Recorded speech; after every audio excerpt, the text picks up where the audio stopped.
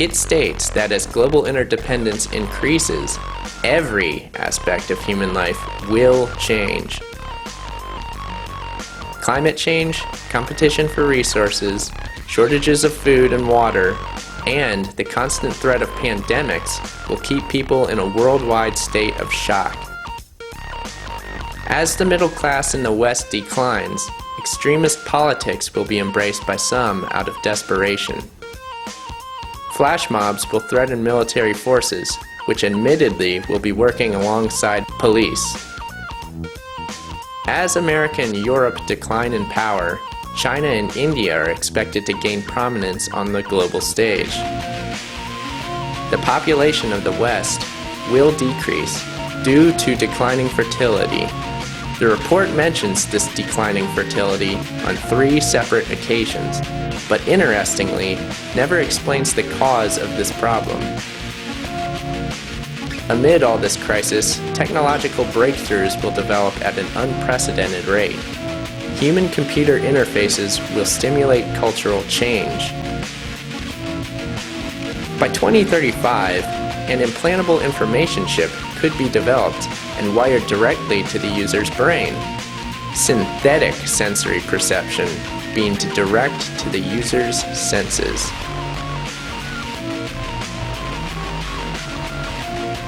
It is likely that the majority of the global population will find it difficult to turn the outside world off.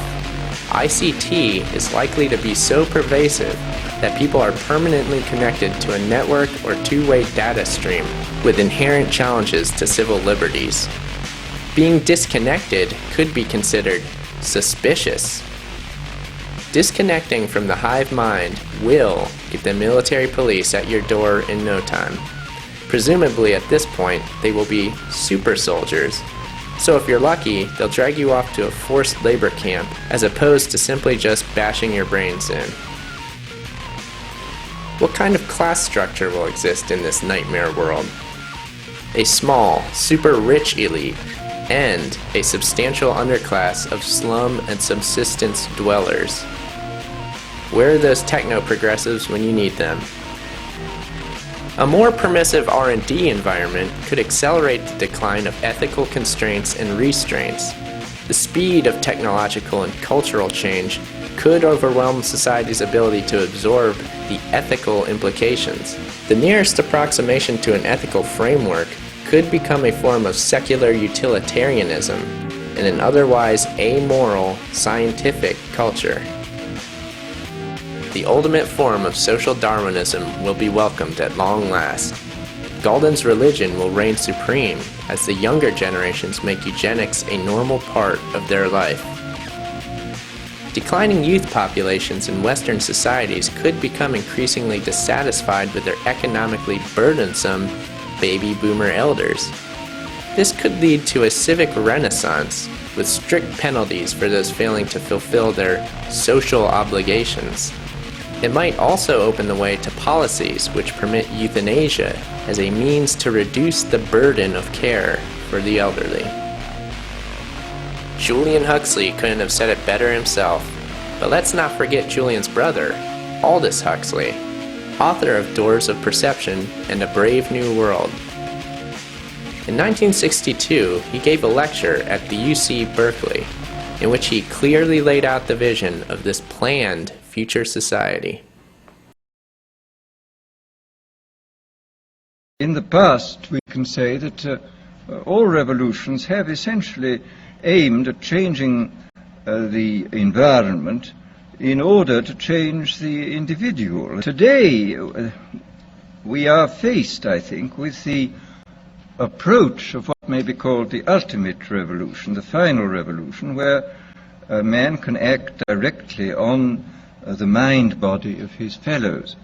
The nature of the ultimate revolution with which we are now faced is precisely this, that we are in process of developing a whole series of techniques which will enable the controlling oligarchy, who have always existed and presumably always will exist, to get people actually to love their servitude. This is seems to me the ultimate in malevolent revolution, shall we say. First of all, to standardize the population, to iron out inconvenient human differences, to create, so to say, mass-produced models of human beings arranged in some kind of a scientific caste system. A number of the predictions which were purely fantastic when I made them 30 years ago have come true or seem in process of coming true. Not through terror, but through making life seem much more enjoyable than it normally does. Enjoyable to the point where, as I've said before, human beings come to love a state of things which by any reasonable and decent human standard they ought not to love. And this, I think, is perfectly possible. One of the more recent developments in the sphere of neurology, the implantation of electrodes in the brain. This, of course, has been done on a large scale. The behavior of rats with electrodes planted in different centers. The technique was that they had a bar which they pressed and which stimulated this pleasure center, which was evidently absolutely ecstatic, because these rats were pressing the bar 18,000 times a day. Apparently, if you kept them from pressing the bar for a day, they would press the bar 36,000 times on the following day and would fall till they fell down in complete exhaustion. And they would neither eat nor be interested in the opposite sex and would just go on pressing this bar. In the few cases in which this has been done with very sick human beings, the effects are evidently very remarkable. These people were suffering from uncontrollable depression.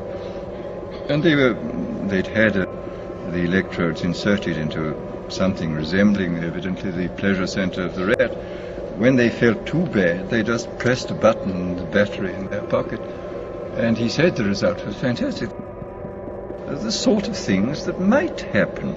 I mean, what might happen if these fantastically powerful techniques were used by unscrupulous people in authority? What on earth would happen? What sort of society would we get?